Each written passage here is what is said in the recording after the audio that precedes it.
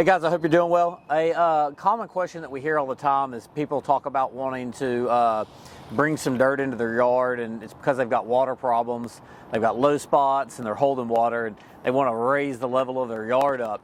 And something that most people find as a surprise is that's usually not only the most expensive option, but the least effective option. If you've got low spots, what you're going to do, you're not getting rid of the water. You're not fixing the water problem. So adding dirt does nothing but move the water from that area to another. So you could actually create an additional problem somewhere else in your yard, or perhaps even for your neighbor. And then maybe they fix their problem and then make it your problem again.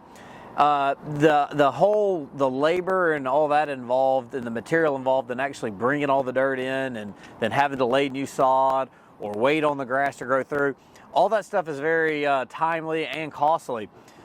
Most times, a lot of times, you can actually fix your problem by installing like an underground drainage system where you put these catch basins. These sit flush with the ground, so they're not an eyesore, but they're also piped. And what you're doing is you're grabbing that water, collecting the water, and then taking it wherever you want to take it and just getting rid of it altogether. So instead of moving the problem, we're addressing the problem and we're fixing it, and we're controlling the outcome, if you will.